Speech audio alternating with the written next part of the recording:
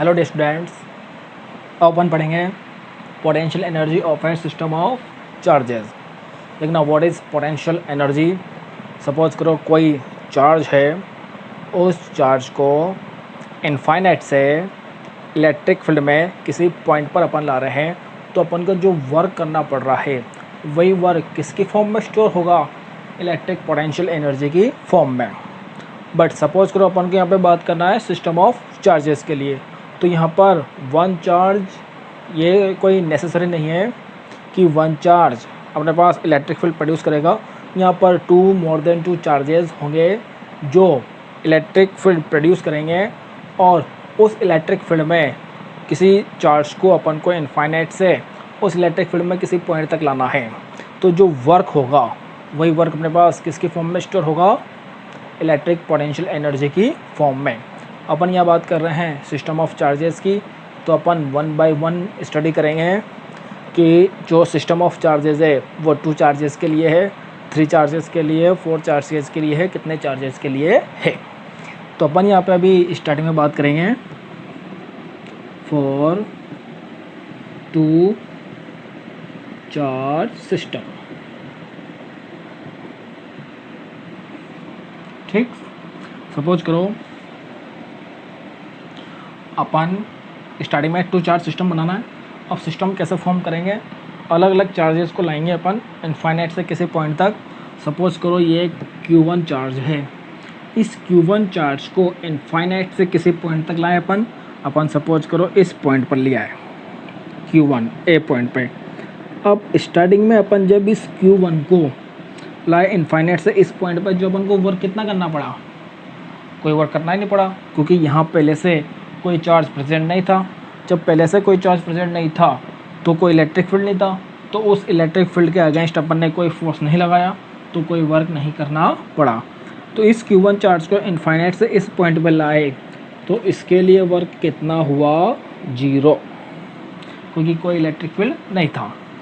Second, अब कोई other charge है Q2, इस अदर चार्ज को अपन ला रहे हैं इनफाइनाइट से ये पॉइंट पर, बी पॉइंट पे।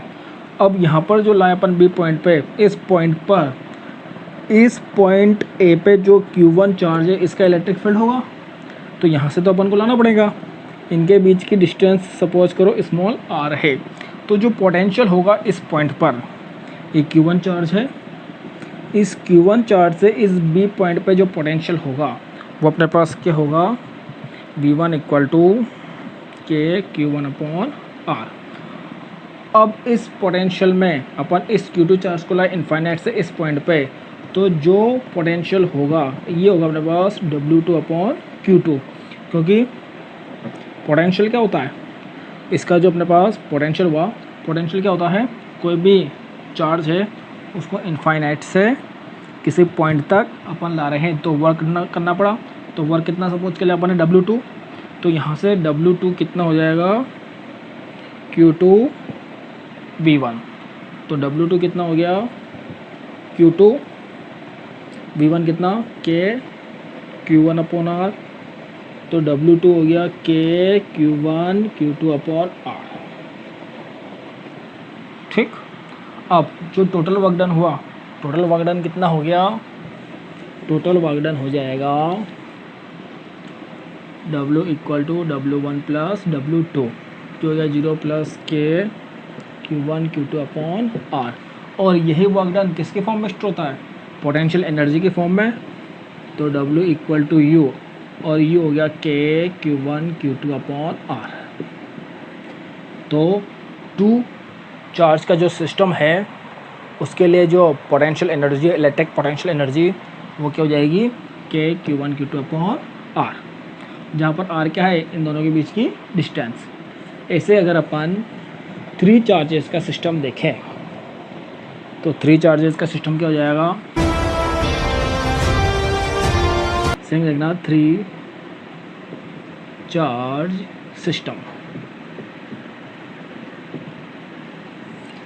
अब ध्यान देना, स्टार्टिंग में अपन कोई Q1 चार्ज है उसको इनफाइनाइट से लेके आ रहे हैं, अपन ने इस पॉइंट पे प्लेस किया, ये ए पॉइंट है यहाँ पे Q1, तो लाने में कोई वर्क हुआ ही नहीं, तो स्टार्टिंग में वर्क कितना हुआ 0। अब Q2 चार्ज को लेके आएंगे, तो Q2 चार्ज को लाए तो इस Q2 चार्ज को अपन यहाँ पे लाए B पॉइंट पे, और ये जो डिस्टेंस है ये सपोज करो इस बार हो गया अपने पास R12, चार्ज Q1 और Q2 के बीच की डिस्टेंस R12 तो लाए ना। तो यहाँ पर इसकी वजह से जो पोटेंशियल होगा वो पोटेंशियल अपने पास क्या होगा, वो पोटेंशियल होगा V1 equal to K Q1 upon R12, और ऐसे ही V1 ही क्या होगा, इस Q2 चार्ज को लाए पर इनफाइनाइट से इस पॉइंट पे ये पोटेंशियल, ये V1 इसका पोटेंशियल तो जाएगा W2 अपॉन Q2। तो यहाँ से जो W2 है वो क्या हो जाएगा Q2 V1, W2 equal to Q2 V1 कितना है K Q1 अपॉन R12, तो W2 हो गया K Q1 Q2 upon R12। ये सेकेंड चार्ज जो अपन यहाँ पर लाए तो उसका वर्क डन, तो W1 0 हो गया, W2 हो गया K Q1 Q2 upon R12। अब ये तो हुआ, अब थर्ड चार्ज को लेके आएंगे। अब कोई थर्ड चार्ज है वो सपोज करो Q3, उसको अपन यहाँ पर लाए ये पॉइंट C, इसकी ऐसे डिस्टेंस आप सपोज करो अपने पास है R13 और B से ही अपने पास R23। अब देखना ये तो हो गया अपने पास।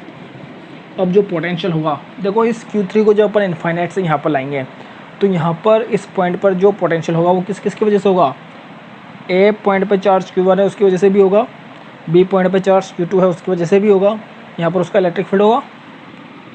तो टोटल जो पोटेंशियल होगा वो अपने पास क्या होगा, वो होगा अपने पास V1 प्लस V2, इन दोनों की वजह से हुआ ना। तो ये अपने पास हो जाएगा K Q1 upon R13, C point पे बात कर रहे हैं अपन, और K Q2 अपॉन R23 ये हुआ। और यहाँ पर ये V1 प्लस V2 ये अपने पास क्या होगा, देखो इस Q3 को अपन ला रहे हैं इनफाइनाइट से इस पॉइंट पे, तो पोटेंशियल क्या होता है वर्क डन, क्या जो चार्ज अपन ला रहे हैं।